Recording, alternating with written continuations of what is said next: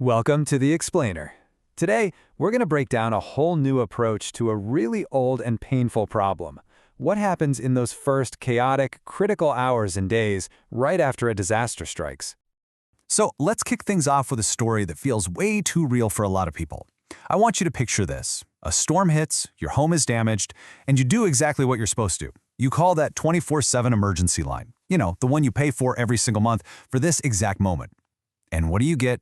A recorded message. It's that sinking feeling, right? You're completely alone when you need help the most. And you know what? That feeling of being left on hold, it's not just bad luck. It's not a one-off thing. It is basically an epidemic. I mean, look at this number. A staggering 77% of all complaints from people who've survived a disaster, they all boil down to the exact same thing. Just delays. Delays in getting any kind of help. So this points to something much, much bigger. We're not just talking about one slow insurance agent or a single contractor who's running late. No, the entire system, the one that's supposed to help us get back on our feet, it's just fundamentally broken. Okay, so what does broken actually feel like for the person going through it? Well, for most people, it's just a horrible waiting game. Think about it. 3 out of every 4 families will have their repairs stalled for months just because of insurance red tape. The contractors you were promised, they might show up late, if they show up at all. And this is the real kicker, after all that waiting, a third of homeowners find out the insurance payout doesn't even come close to covering the cost to rebuild. It's a total black box. You're left completely powerless and just in the dark. But what if we could just scrap that entire chaotic process? I mean, what if we could replace that tangled maze of phone calls and endless paperwork with a completely new, streamlined blueprint for recovery?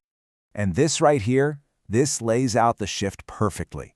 You've got the old way on the left, that mess of disconnected calls and emails that just leaves you waiting and worrying. But then, on the right, you see the new model. It's about flipping the script, right? Replacing chaos with control.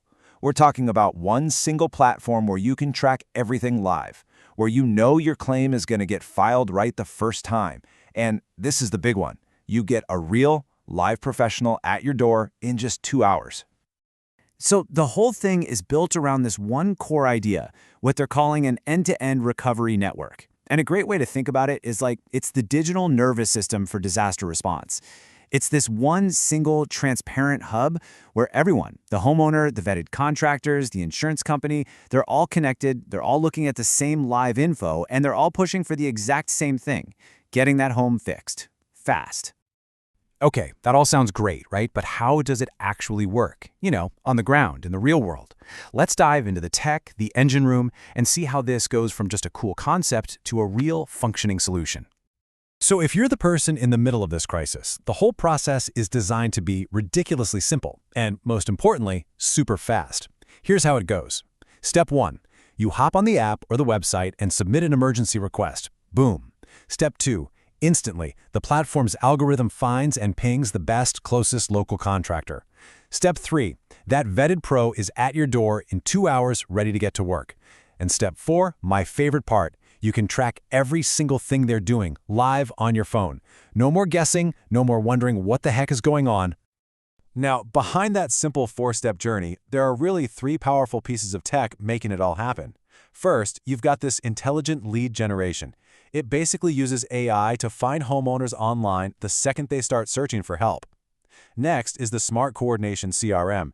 Think of this as the air traffic control for the whole operation. It's matching the right person to the right job and giving everyone that live dashboard. And finally, there's the Contractor Empowerment Portal. This just gives the pros on the ground all the tools and training they need to do a great job, really efficiently. Okay, so this all sounds fantastic in theory, right? But the real question is, does it actually work when things get real, when a disaster actually hits? Well, let's look at the numbers. And the results from a pilot program they ran with a major insurer, they're pretty dramatic. Just look at this difference. The old system, it took days to get someone on site. The new platform, we're talking hours. That's a 70% faster response time.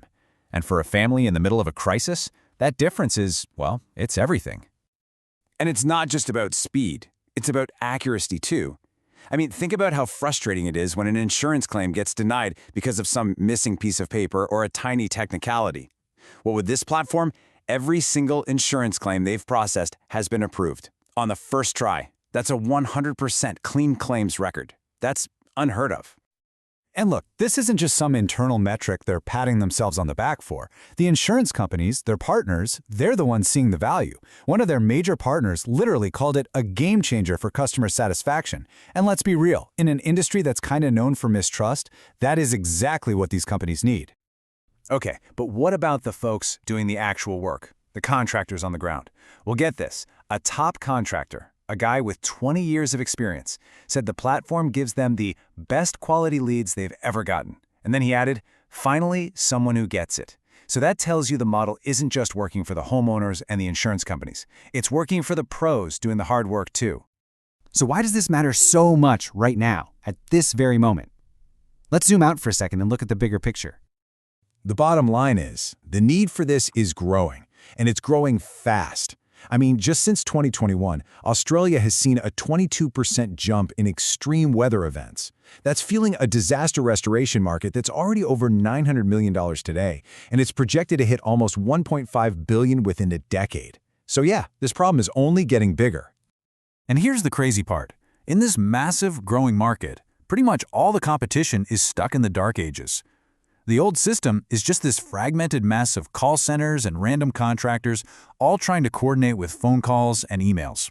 This new platform, though, it's a completely different animal. It's integrated, it's tech-first, and it comes with guaranteed response times and total transparency. It's not even a fair fight. So you've got a model that works and a need that's exploding. What's the next logical step? You scale it. The goal here is to take this network of rapid response contractors and expand it across the entire country, so it's accessible to way more communities. And scaling something like this isn't just about throwing money at it. It's a really strategic effort. A big chunk goes to making sure homeowners actually know this option exists when a disaster hits. Another chunk goes right back into the tech to make it even faster and smarter. And the rest? That's for growing the network of trusted pros, so that no matter where you live, help is always just around the corner. But ultimately, the vision here is way bigger than just one country. It's about creating a whole new global standard for how we handle disaster recovery.